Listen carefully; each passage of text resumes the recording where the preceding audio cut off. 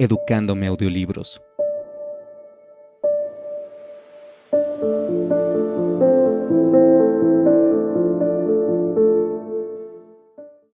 ¿Qué es el yo? El arquetipo del yo es la estructura responsable de la coordinación de la motricidad, el lenguaje y la realidad. El yo se constituye en la función de coordinar relaciones intra- y extrapsíquicas del sujeto. El yo es el que habla, piensa, decide y obra, pero en el plano de la conciencia es el sujeto de la conciencia. Pero el yo es extranjero en cuanto a lo inconsciente. Este es un sitio de desconocimiento y el no saber asusta y aterra al yo. Lo que no se comprende se torna problemático. Cuando uno se conecta con el yo, aprende a no verlo como la única instancia de juicio de uno mismo, a aplicar la reflexión de Hamlet. Hay más cosas entre el cielo y la tierra. El yo bipolar. En los pacientes bipolares, el yo se encuentra a merced de un engrandecimiento o una desvalorización, ambos polos extremos y ficticios. En suma, la cuestión central gira en torno de la autoestima que se encuentra fuera de la realidad en una u otra dirección. Es un yo desvalido e inválido, es decir, incapaz de valerse por sí mismo. Número 4. La diosa blanca. Claudia es una joven madre. Hace muy poco que ha dado a luz a una hermosa niña. Se siente plena, segura de sí misma, gozosa de su maternidad. Disfruta de cada momento con su bebé, lo nutre, lo cuida, lo protege, lo ama. Le toca ir al ginecólogo, una visita posparto de rutina. De pronto el universo se desploma.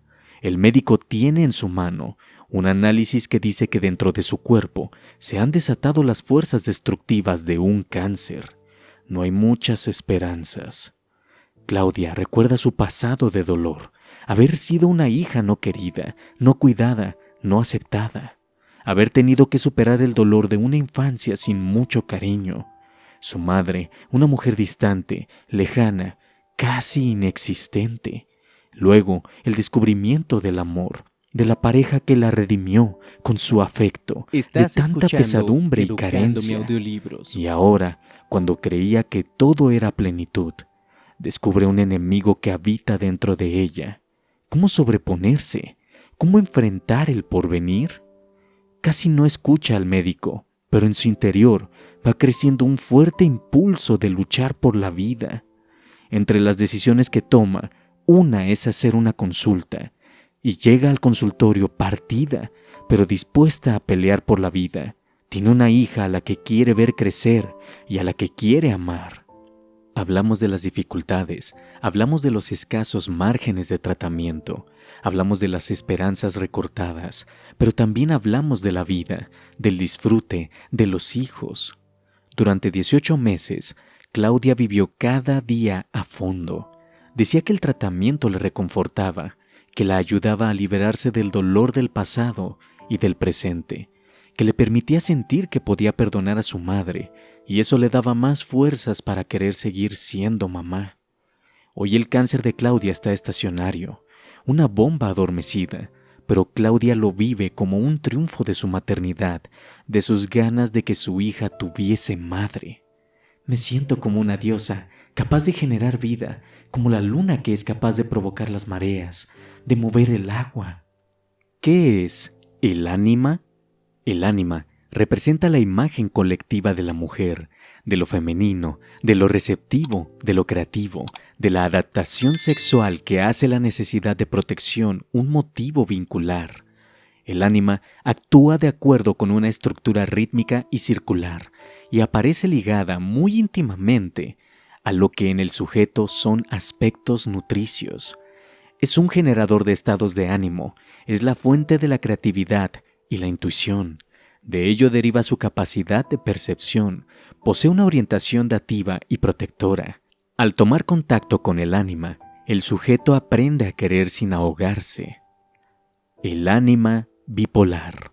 En el caso particular de los bipolares, el ánima se reviste de un fuerte rango de inestabilidad, que es la que da cuenta de la permanente oscilación de estados de ánimo entre la tristeza y la euforia que los domina. No pueden estar anclados o firmes a un afecto por su inseguridad y la falta de confianza en sí mismos. Número 5. El barquito de madera. Alfredo es ingeniero. Tiene 40 años. Desde hace 3 años es tratado sin mucho éxito de vértigos y agorafobia. Padece de depresión y una impotencia sexual absoluta. En la consulta da la impresión de estar tenso, inquieto e intranquilo. Es muy intelectual, distante y un poco frío en su trato. Es hijo único. Su padre fue un abogado bastante reconocido en su ambiente. También era muy callado y nunca tuvo acercamientos afectivos o diálogos con Alfredo. Sin embargo, Alfredo adoraba a su padre y siempre trataba de llamar su atención, procurando lograr buenas notas en el colegio. El padre no prestaba mucha atención a estos desvelos, salvo para efectuar algún reproche. En una oportunidad, un tío le había regalado un barco de madera. Una tarde estaba en una fuente de una plaza jugando con el barco y el viento lo llevó al centro de la fuente. Le pidió al padre que lo ayudara a rescatarlo y el padre le negó el socorro. Por lo tanto, Alfredo tuvo que abandonar el barco en la plaza. Durante su carrera universitaria, Alfredo se destacó, pero comenzó a padecer los síntomas de vértigo y agorafobia. Sus intentos de acercamientos sexuales eran siempre fracasados por su pertinaz impotencia. Esto lo llevó a aislarse progresivamente de amigos y actividades sociales para encerrarse a rumiar su desvalorización. Cuando comenzó su tratamiento, la finalidad fue trabajar los aspectos de identificación con una figura paterna que no lo nutrió del calor, la expresividad y la autoestima necesarios para enfrentar la vida sin temor. Poco a poco, Alfredo comienza a avanzar, a salir de su aislamiento. Al año remite su fobia y afloran afectos agresivos hacia el padre. Puedo estar en espacios abiertos, mirar el sol. El tratamiento movilizó la función del ánimus, dándole capacidad para afirmar su masculinidad. ¿Qué es el ánimus? El ánimus representa la imagen colectiva del hombre, lo masculino, lo penetrante y lo activo. Es el costado de la adaptación sexual que hace la acción de proteger y defender al débil, una modalidad vincular. Es un generador de opiniones y juicios y ayuda a la diferenciación y autoafirmación. Tiene que ver con las normas, la ley y la función paterna. Tomar contacto con el ánimus es aprender la lección de la libertad dentro de la ley. El ánimus bipolar. Esta función en los bipolares está muy invadida de confusión, pérdida de realidad y contradicciones. Los juicios y pensamientos van por caminos cerrados y la capacidad crítica disminuye, a veces hasta desaparecer. Punto número 6. El jardín de rosas. Alberto fue un cantante conocido. Hoy tiene 50 años y siente que no tiene lugar en la vida. Vive solo y se encuentra deprimido y angustiado. Consulta porque este estado de desesperación lo ha llevado a la ingesta de drogas como un intento de ocultar su malestar y desea cortar este circuito destructivo. En algún momento de su vida, Alberto siente que ha perdido el rumbo. Dentro de él han quedado cosas sin hacer, proyectos incumplidos. Se siente desorientado y ha buscado en la huida de sí mismo la forma de anestesiarse. Al construir su historia, aparece un detalle. Él hubiera querido dedicarse a sembrar y cuidar flores. Ama esta tierra, se siente mutilado, no solo por esta actividad no realizada, sino por muchas otras cosas más que han quedado en el tintero. La idea de mutilación aparece aquí. Es un soñador. Camina por el consultorio con la mirada perdida en sus fantasías, escapando del presente. Siempre le han atraído los temas y las experiencias espirituales. Le fascinan lo místico y lo esotérico. Comienza el tratamiento. Al poco tiempo, parece más reflexivo, más enraizado con la realidad. Habla de su necesidad de hacer algo con las manos, de plantar flores, de cultivarlas. 2 meses más tarde, empieza a hacerlo y proporcionalmente a su dedicación a esta tarea, comienza a disminuir su adicción, que era leve. Luego de 6 meses, esta desaparece completamente. Es como si el haber encontrado un camino por donde desplegar sus capacidades le hubiera dado la compensación y el equilibrio necesarios para avanzar en la vida. Su arquetipo de plenitud ha comenzado a desplegar su existencia. Alberto ha dejado de sufrir por un futuro que no puede concretar. ¿Qué es la plenitud? El arquetipo de la plenitud simboliza lo aún no realizado, las virtualidades, lo que el sujeto puede llegar a ser. La función de este arquetipo está ligada a la unión armoniosa y equilibrada y a conducir el proceso de crecimiento y evolución. Es un polo de atracción que moviliza la fuerza constructiva del sujeto. Es la fuente de amor y curación. El arquetipo de la plenitud se vincula con las potencialidades y latencias del sujeto, así como la sombra apunta al pasado, la plenitud al futuro. Es, según Carl Gustav Jung, nuestro hermano de la luz, que aunque aún no actualizada, existe en mí. Al tomar contacto con este arquetipo, nos enfrentamos con el camino de la realización como posibilidad, la plenitud bipolar. La función de la plenitud en los pacientes bipolares está vinculada a sentimientos de insatisfacción. Así, el bipolar parece siempre estar a la búsqueda, como alma en pena, de un paraíso que perdió o que cree poder alcanzar. De esta manera, se asegura seguir apareciendo ante los otros como un huérfano carente y necesitado. Punto número 7. La que hiere con la espada. Silvana es una joven mujer de 23 años, abogada lúcida e inteligente. Trabaja en un estudio jurídico desde hace tiempo. Su motivo de consulta es que desde hace poco más de un año ha comenzado con extraños síntomas que la preocupan.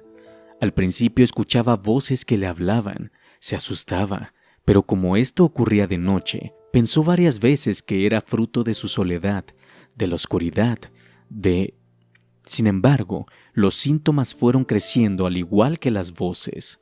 Hoy hablan a cualquier hora del día, es como si otra Silvana conviviese con ella. Silvana se siente fragmentada, partida y muy angustiada. Por momentos cree que está loca, por momentos llora, por momentos pide ayuda. La historia de Silvana es dura. Su madre la dejó con su padre y se fue a vivir con otro hombre y a otro país. De adolescente se sentía perdida, desorientada. Su cuerpo era un problema y solo encontró refugio en el estudio. Cuanto más, mejor. Nunca tuvo una relación afectiva estable. Solo una vez un hombre le importó realmente. Tuvo con él sus primeras relaciones sexuales y hoy cuenta que ese chico solía decirle muchas veces: «Silvana, la que hiere con la espada», porque ella solía tener un comportamiento hiriente y agresivo luego de hacer el amor. Durante mucho tiempo el tratamiento giró en torno de su fragmentación, que poco a poco comenzó a soldarse para llevarla a ser una sola y no múltiples Silvanas. Su sí mismo volvió a ser el totalizador de su existencia. ¿Qué es el sí mismo? El arquetipo del sí mismo es el totalizador y coordinador de la estructura psíquica. Unifica los distintos aspectos y facetas del alma en una unidad. Tomar contacto con el sí mismo nos enseña la lección de aprender a integrar las distintas voces del alma en un único coro. Representa la totalidad de lo psíquico, aparece como lo que une lo consciente con lo inconsciente, el yo con el no yo, lo interno con lo externo. En este sentido, expresa la voluntad de unidad y síntesis del espíritu humano. Su función es amalgamar, unir, coordinar los diferentes aspectos del psiquismo en una totalidad. El sí mismo bipolar. El sí mismo bipolar está fuertemente afectado. Carece muchas veces de capacidad para integrar las experiencias y las funciones de su psiquismo en una misma totalidad. Pero lo más significativo es que se encuentra subordinado a los momentos afectivos que va viviendo, y esto le quita capacidad para incluir otros aspectos importantes de la vida, que la tonalidad afectiva que lo domina en ese momento no le permite ver e integrar.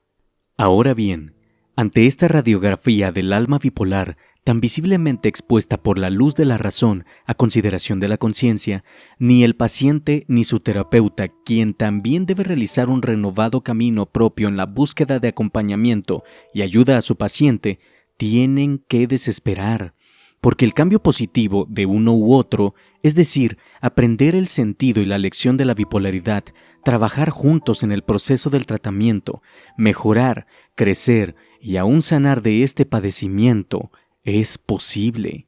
Sobre todo, porque otra vida es posible. Sí, hay lugar para la esperanza y esta puede hacerse realidad.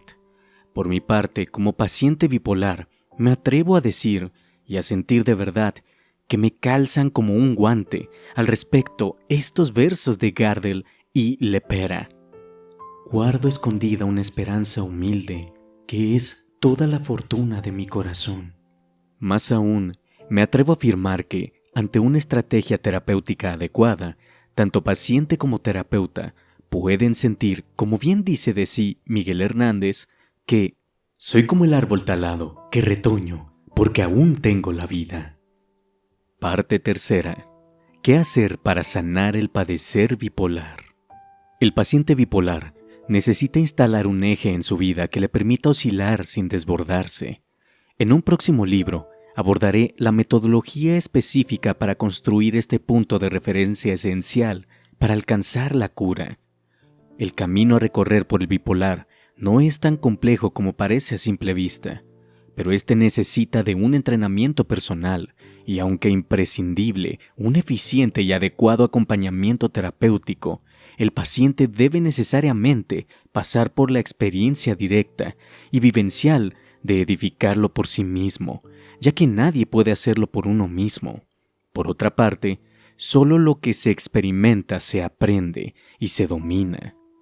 Esto es lo que vengo poniendo en práctica como psicoterapeuta desde hace años, con resultados promisorios, y este ha sido el camino que yo mismo recorrí como bipolar.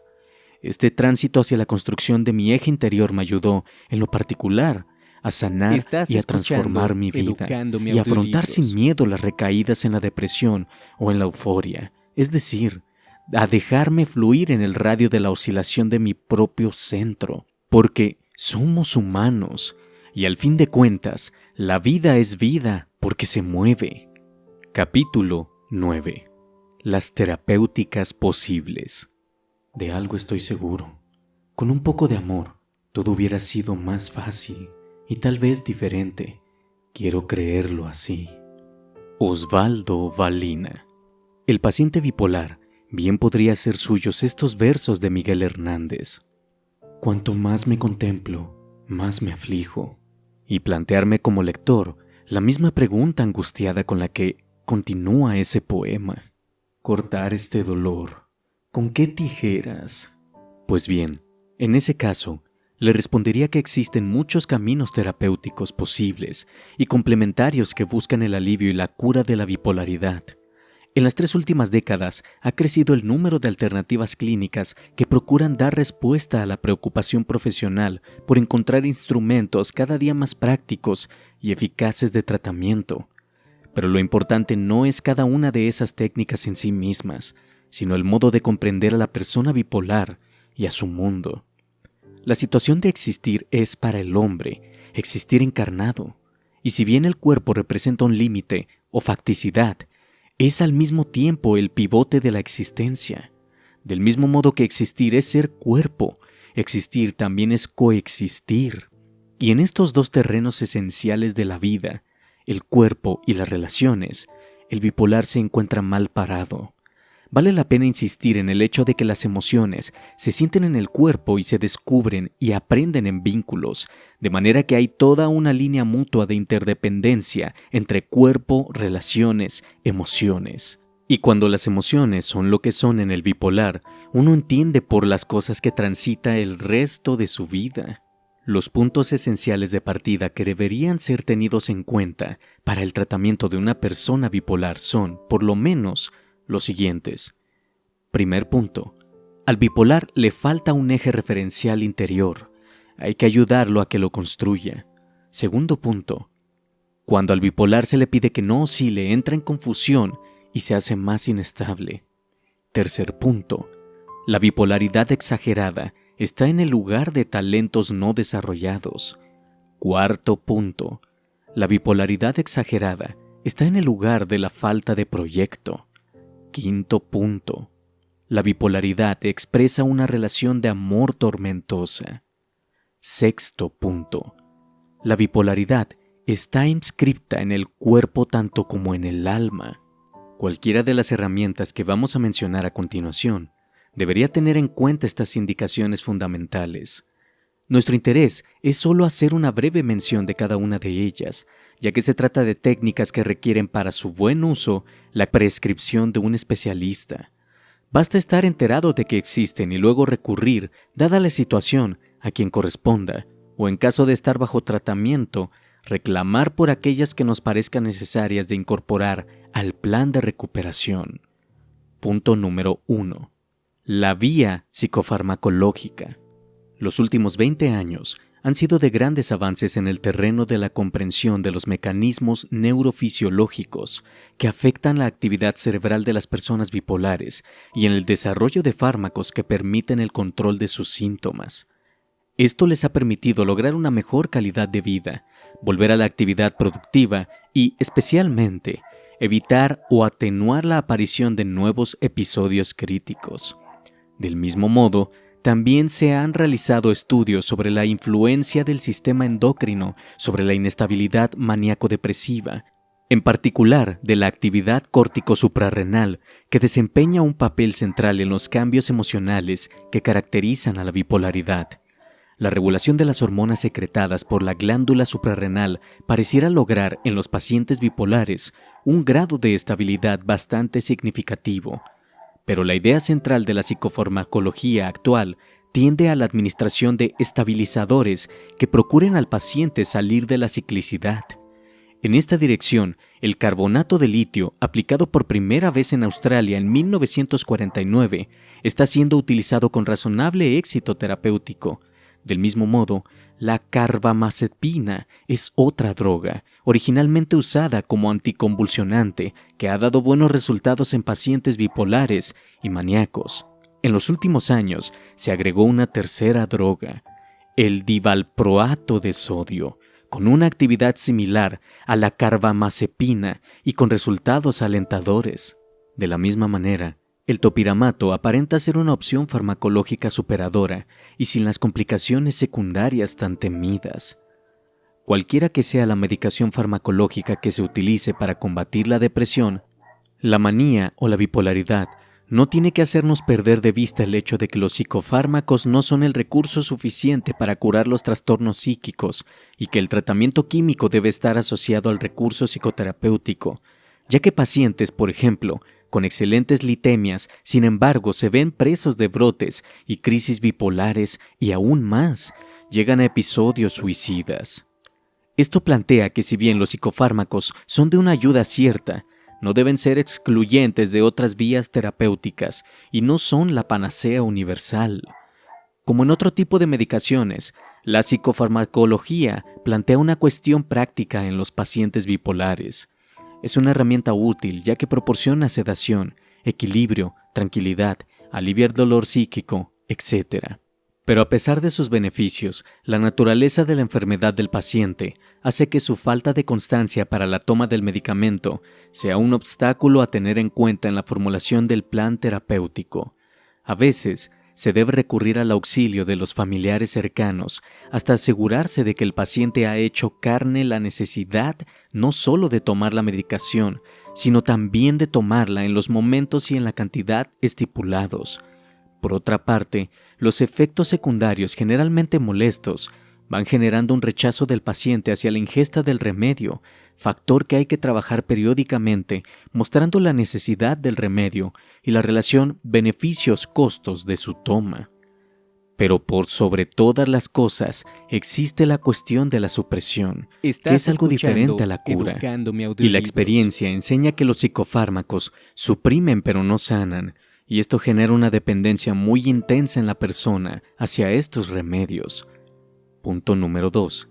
La vía psicoterapéutica.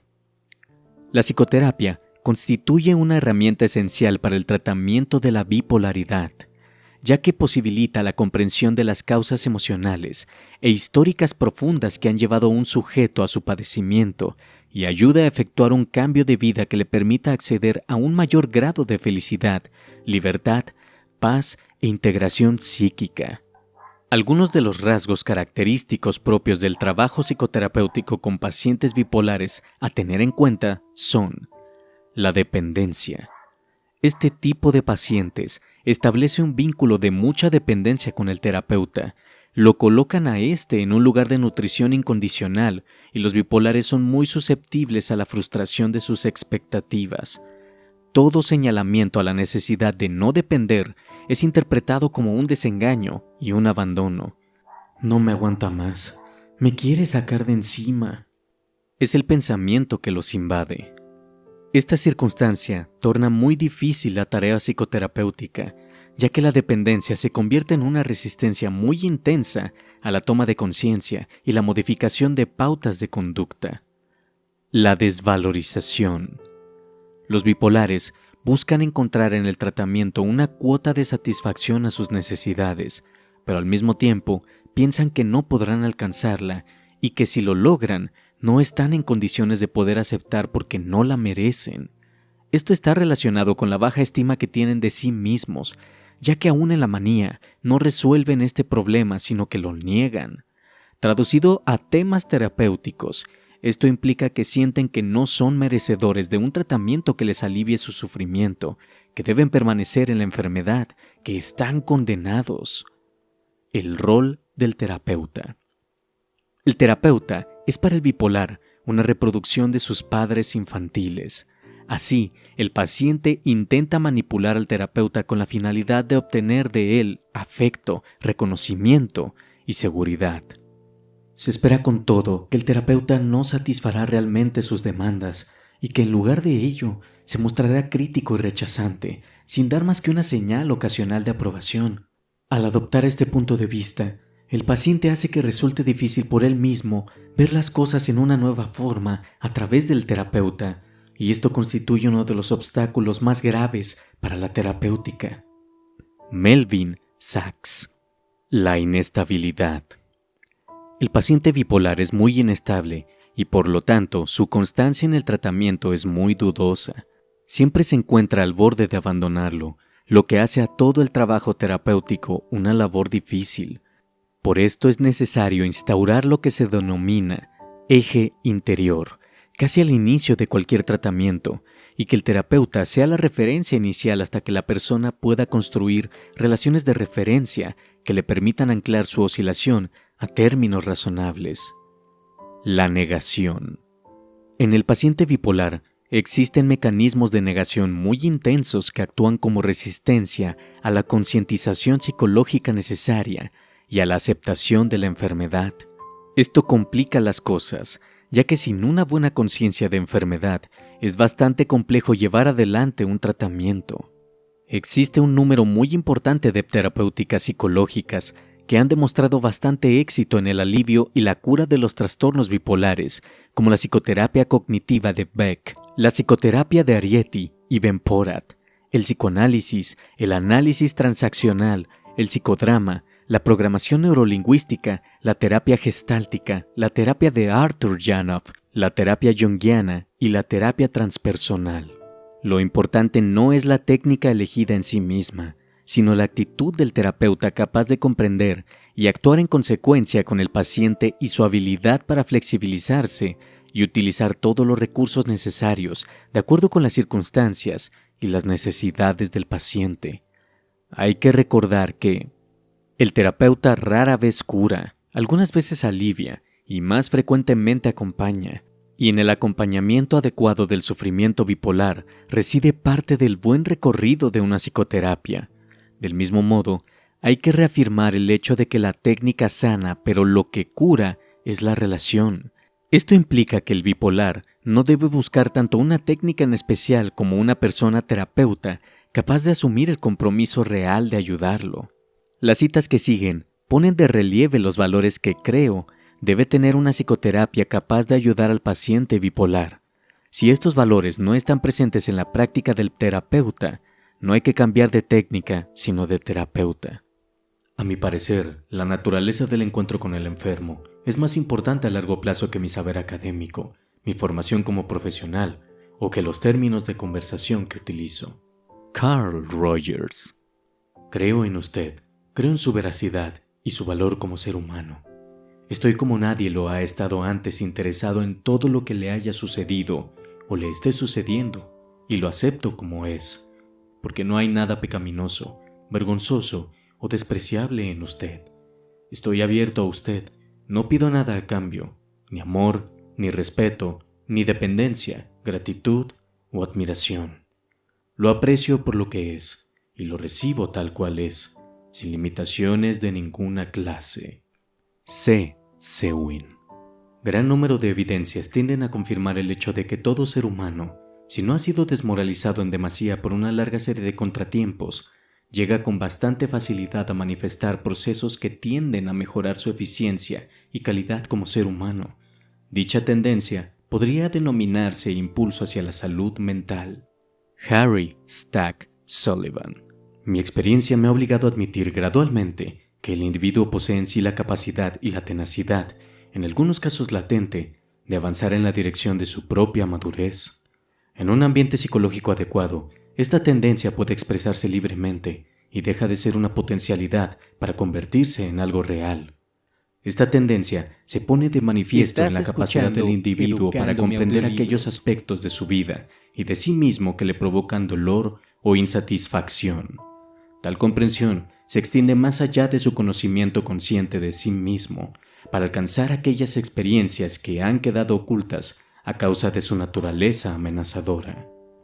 También se expresa en su tendencia a reorganizar su personalidad y su relación con la vida de acuerdo con patrones considerados más maduros. Cualquiera que sea el nombre que le asignemos, tendencia al crecimiento, impulso hacia la autorrealización o tendencia direccional progresiva, ella constituye el móvil de la vida y representa, en última instancia, el factor del que depende toda psicoterapia.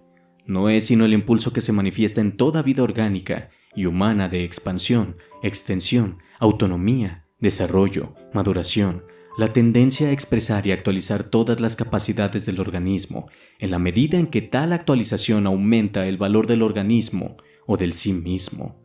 Esta tendencia puede hallarse cubierta por múltiples defensas psicológicas sólidamente sedimentadas.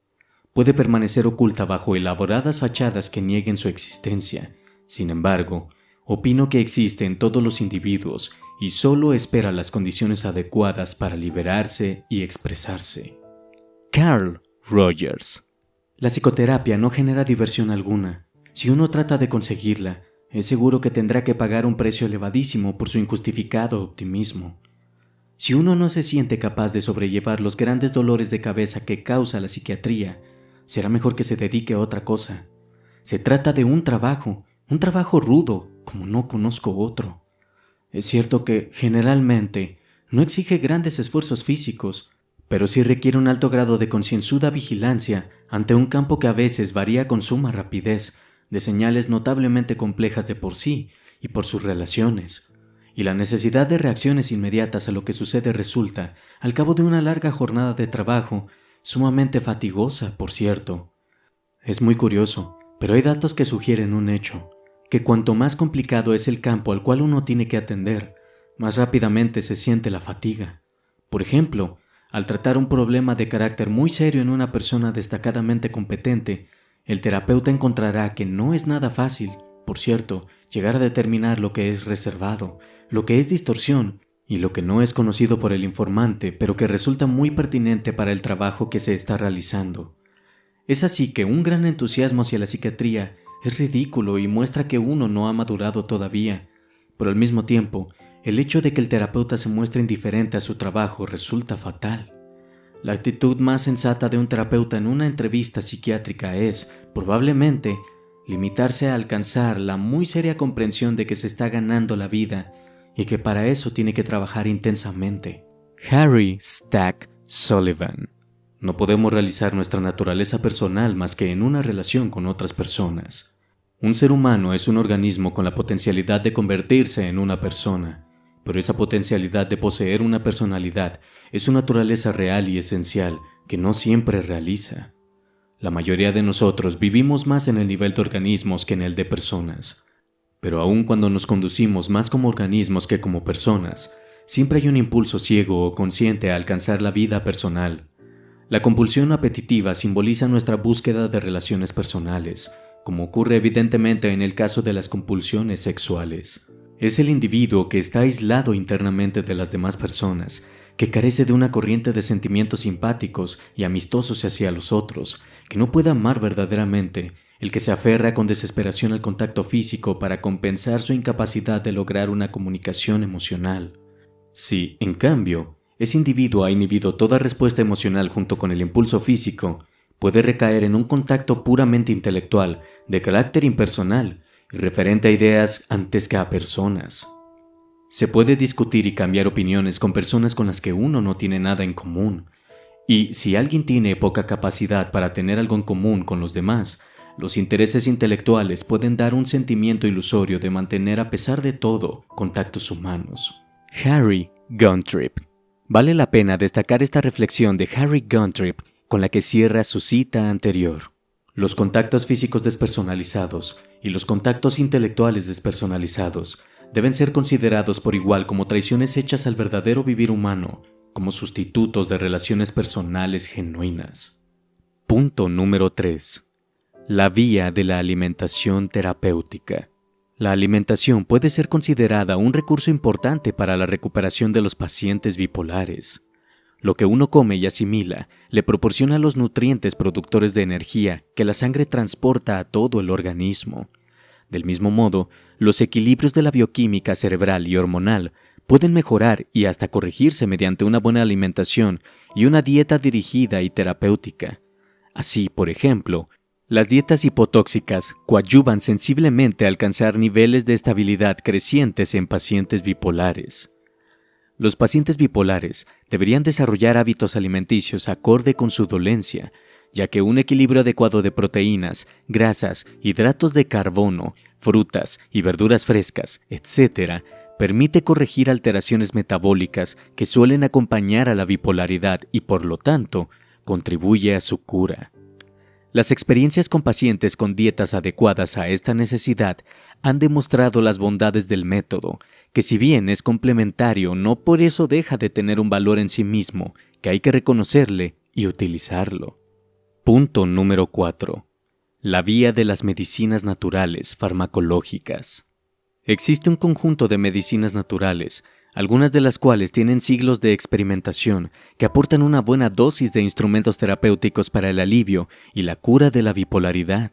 A veces, usadas como complemento de la farmacología alopática, a veces como únicos remedios, tienen la ventaja de no generar adicción, toxicidad, ni efectos secundarios adversos.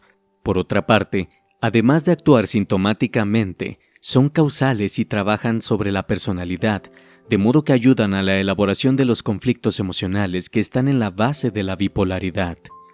No voy a dar recetas ni recomendar remedios naturales específicos, ya que esto debe estar en manos de un profesional especializado en el tema. Lo que sí quiero es abrir los ojos de las personas para que conozcan que, bajo el sol, hay otras cosas además de los psicofármacos.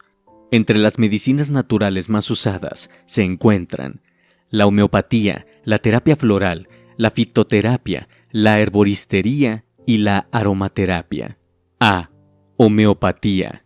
La homeopatía es una disciplina terapéutica muy orientada hacia la clínica que utiliza remedios naturales en una preparación infinitesimal que desencadena en el organismo una reacción curativa, comenzando por la exoneración de las toxicidades que la persona fue acumulando a lo largo de su vida y actuando sobre las predisposiciones miasmáticas a la enfermedad que cada uno trae al nacer. Como para la homeopatía no existen enfermedades sino enfermos, lo que se busca es el remedio similar a la persona para administrárselo en potencias progresivas hasta obtener los objetivos buscados. La homeopatía brinda una ayuda cierta para trabajar las estructuras básicas de cada paciente bipolar de acuerdo con sus particularidades y singularidades, pero también existen remedios que pueden ser usados sintomáticamente para atender este padecimiento. En este sentido, la homeopatía permite reducir la ingesta de remedios psicofarmacológicos con los beneficios que esto implica para la calidad de vida del paciente. B. Terapia floral.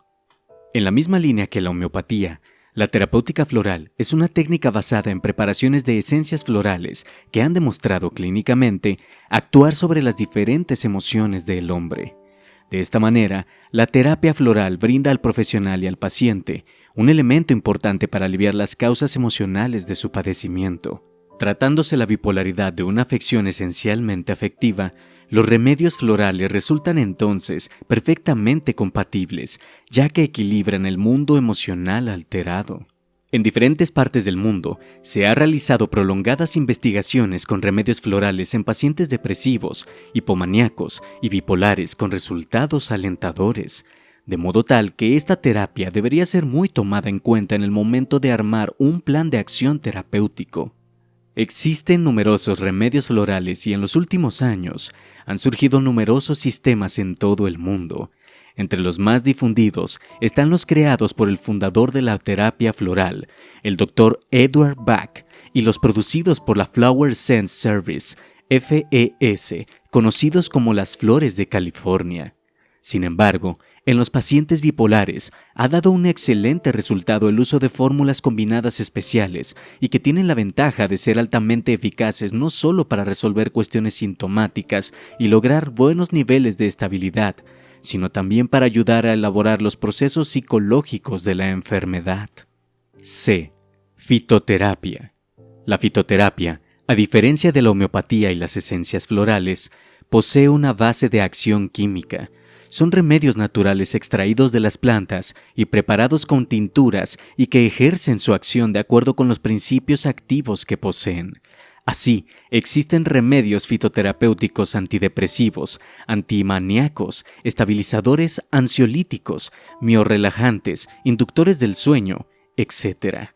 Un autor muy reconocido en la psiquiatría, el Dr. Henry A., en su Tratado de Psiquiatría, recomienda en varios cuadros clínicos el uso de fitoterápicos. Dada su naturaleza, estos remedios no poseen efectos secundarios negativos y reemplazan en muchos casos los remedios alopáticos.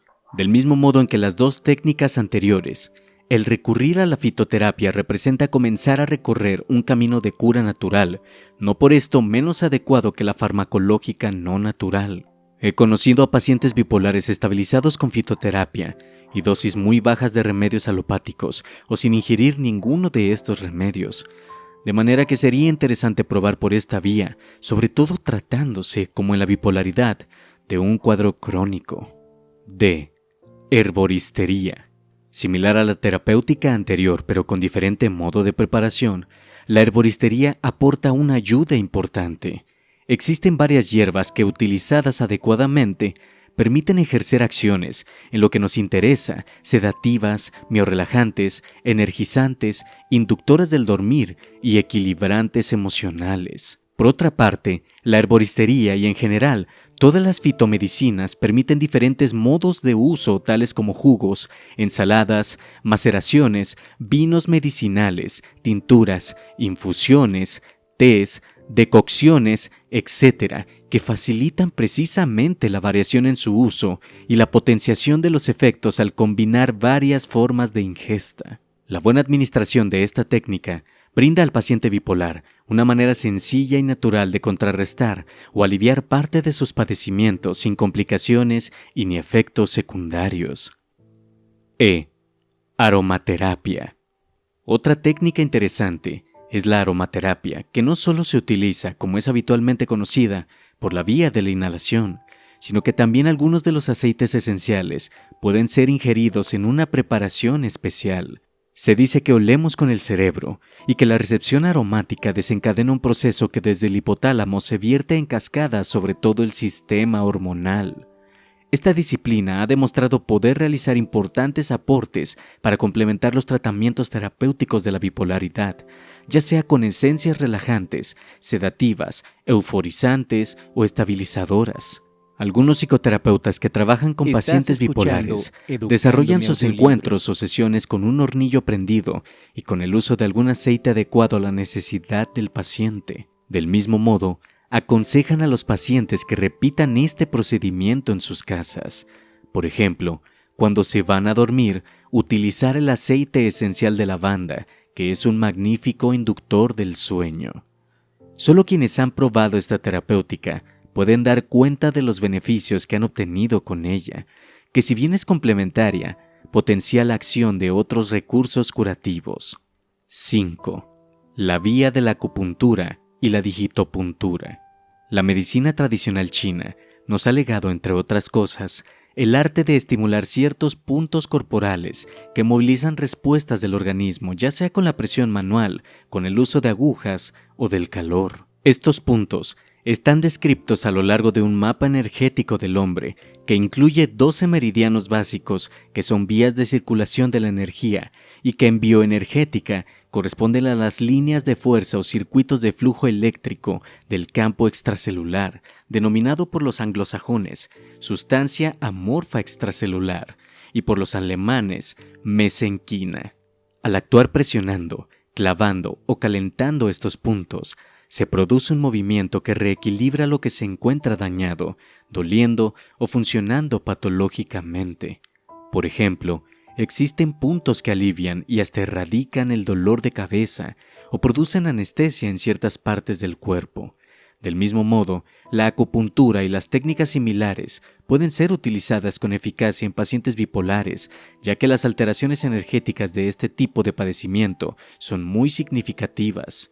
Tengo la experiencia de haber visto a pacientes salir de cuadros depresivos o curar un insomnio pertinaz o estabilizar sus ciclos pendulares de euforia y tristeza con la acupuntura. Pero, desde luego, no es prudente afirmar que solo con la acupuntura puede curarse la bipolaridad. Todas las terapéuticas señaladas aquí son complementarias, pero sí sostener que esta disciplina merece ser tenida en cuenta para perseguir ese fin. 6. La vía de las medicinas naturales, no farmacológicas. Aquí quedan incluidas prácticas como la magnetoterapia, la cromoterapia, la masoterapia, la musicoterapia, etc. No es posible referirnos en este punto a cada una de ellas por separado, pero se puede afirmar que todas proveen adecuadas herramientas clínicas de utilidad para lograr mejorías en los pacientes bipolares. A veces resulta conveniente combinar entre sí varios de estos instrumentos, ya que guardan una significativa similitud de principios que hace que, al complementarlos, se potencie la acción aliviadora y curativa. Existe abundante bibliografía especializada en cada una de estas disciplinas, de modo que el lector puede encontrar allí un buen acercamiento a sus usos y prácticas, aunque siempre es recomendable la consulta con un profesional capacitado en el tema, ya que su inadecuada utilización puede conllevar a resultados adversos. 7. La vía de la calidad de vida. Uno de los mejores caminos terapéuticos con que se cuenta para la recuperación del paciente bipolar es el establecimiento de un adecuado plan de calidad de vida. El paciente bipolar necesita orden, no rígido, pero muy bien estructurado. El desarrollar espacios sistemáticos y definidos de actividades diarias, el distribuir adecuada y prioritariamente el tiempo, son una necesidad que al principio sirve para evitar y controlar la caída en fase de depresión o manía, pero pasado el tiempo se convierte en un hábito altamente positivo. Este plan de calidad de vida debe incluir a. Descanso. El buen dormir en cantidad y calidad suficientes es una recomendación fundamental que el bipolar debe cumplir. El insomnio, el mal dormir, el poco descanso son factores irritativos que pueden ser la causa desencadenante de crisis maníacas o depresivas. Por otra parte, en el dormir se elaboran ansiedades, fantasías, miedos, junto con la natural regeneración de la fuerza física. El dormir procura, además, una recuperación emocional. B. Alimentación. Ya hemos hablado un poco de alimentación. Solo insistimos en el hecho de que tener una alimentación bien balanceada a horarios adecuados y rítmicos le ayuda al bipolar a tener un mejor estado psicofísico que redunda en su bienestar emocional. C. Ejercicio. La práctica de algún deporte, el caminar o correr todos los días, por ejemplo, también es un factor importante a tener en cuenta. El paciente está en movimiento, quema el exceso de energía, desintoxica el organismo, mantiene la flexibilidad corporal y, sobre todo, promueve una sensación de estar vivo y activo. Por otra parte, el deporte y la gimnasia generan un mayor equilibrio emocional, algo necesario para el bipolar. Así como en la alimentación, en el ejercicio físico debe existir una suerte de disciplina progresiva hasta llevar al paciente a hacer de aquel un hábito cotidiano. D. Respiración. El dominio de la respiración también es un instrumento terapéutico muy útil. En esta dirección se ha desarrollado una terapéutica, la pranoterapia, que justamente mediante ejercicios respiratorios permite disolver ciertas emociones y estados perturbadores. El aprender a respirar bien, hasta los pies, como aconsejan los chinos, es sin duda un excelente aporte a una mejor calidad de vida. E. Aire y sol. Estar en contacto con la naturaleza, el verde, el aire puro y el sol es positivo para cualquier persona. La patología bipolar es una manifestación psíquica en la cual estos elementos de la naturaleza juegan un rol protagónico, ya que revitalizan, dinamizan y al mismo tiempo relajan y desintoxican el organismo. En todo plan terapéutico, se debe pedir al paciente bipolar que realice alguna actividad al aire libre y tome el sol regularmente. F. Sexualidad. Otra cuestión importante es la vida sexual del paciente bipolar. Por diferentes razones, esta es nula, poca, insatisfactoria o desbordada. Sin embargo, una buena vida sexual es un factor que disminuye los riesgos y colabora para mantener buenos niveles de autoestima y seguridad personal. Hay que incentivar a los pacientes bipolares al desarrollo de una vida sexual sana y completa, en el marco de un vínculo de pareja adecuado, trabajando con ellos los motivos concretos que le impiden lograrla. G. Trabajo. El trabajo es sin duda una buena herramienta de recuperación. Si es posible, una actividad laboral que responda a los intereses del paciente, pero si no es factible, el solo compás del trabajo ya lo provee de recursos anímicos positivos y le da un cierto ritmo que le es muy necesario mantener. Por otra parte, el trabajar está vinculado aquí no solo a la independencia material y anímica, sino también a la autoestima. H. Creatividad.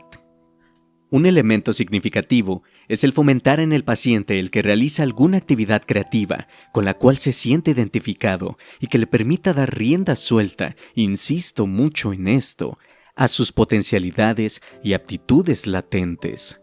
La creatividad es en sí misma terapéutica, pero además saca al paciente de la rutina y le permite elaborar miedos y ansiedades que de otra manera podrían ir a incrementar los síntomas emocionales bipolares. 8. La vía de la autoayuda.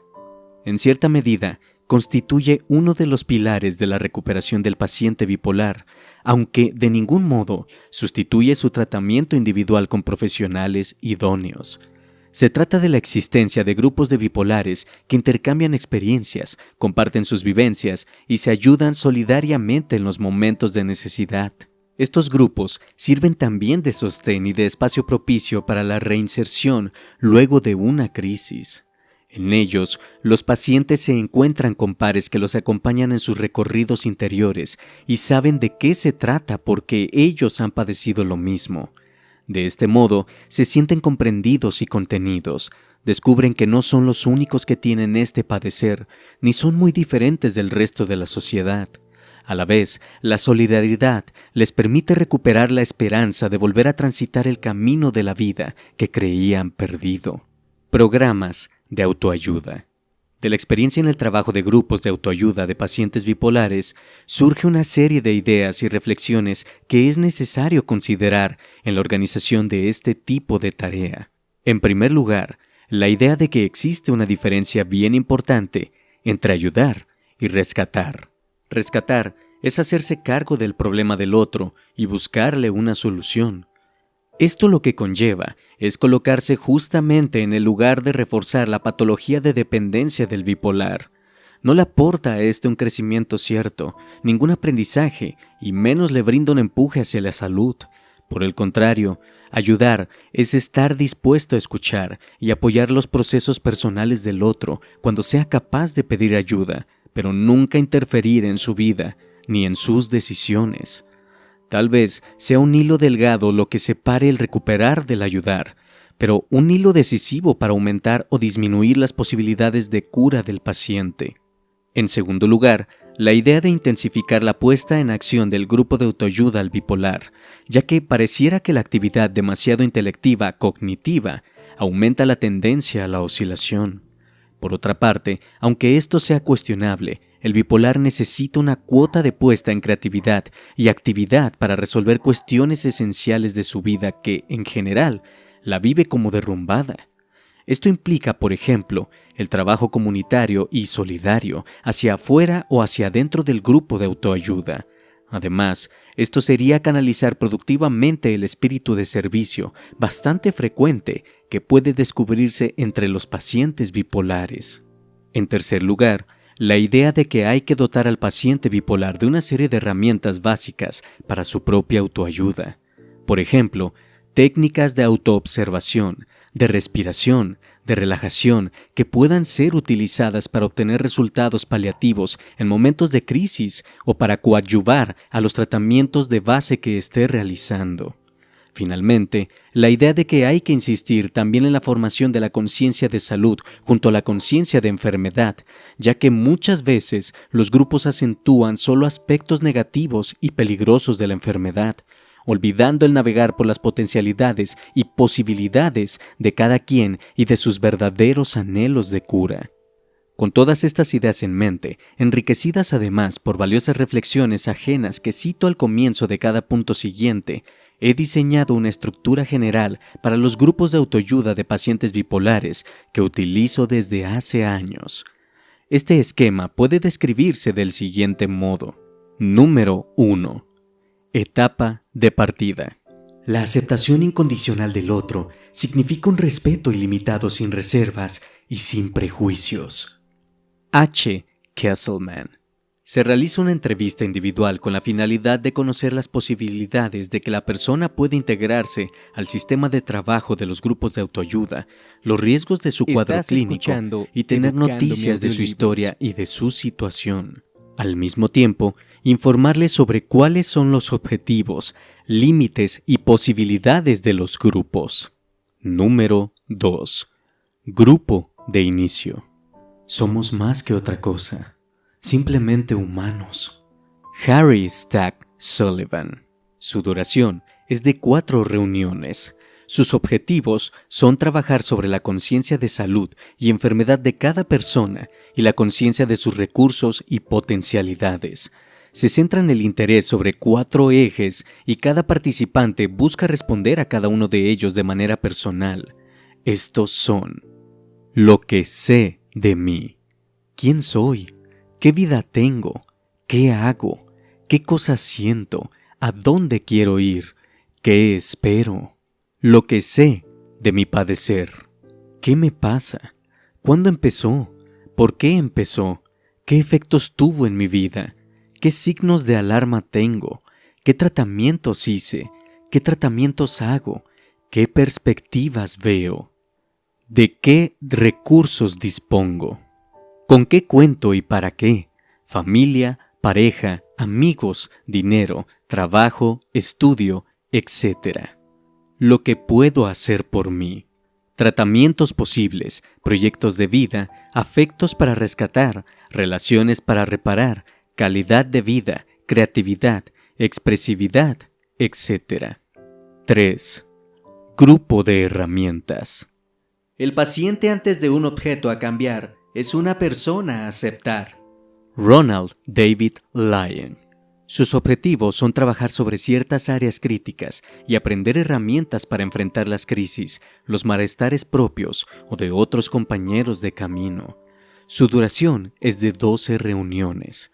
Los temas que se abordan son autoestima, dependencia, lazos que atan, orfandad, volver a producir y crear, mi familia y mi pareja, las herramientas que se enseñan, calidad de vida, alimentación, respiración, relajación, meditación, expresión corporal, expresión plástica, digitopuntura de autoayuda, ejercicios de gimnasia consciente, remedios naturales de auxilio, cambio de creencias y de vida, comunicación de ayuda. Hasta aquí terminamos con la cuarta parte del libro La bipolaridad como don de Eduardo H. Greco. Quiero mandar un saludo muy especial a NatiEuse6563 por su donación en la sección de Supergracias. Te agradezco mucho tu aporte y espero que sigas disfrutando de este espacio. Y si eres alguien que desea apoyar al canal, pero no puedes hacer una donación, te agradecería mucho que pudieras compartir el video para que el algoritmo de YouTube pueda seguir recomendando este espacio a quienes pudieran necesitarlo. Comenta cuáles fueron tus impresiones al escuchar este audiolibro. Estaré encantado de leerte y te invito a suscribirte para seguir recibiendo las notificaciones sobre futuras novedades en el canal.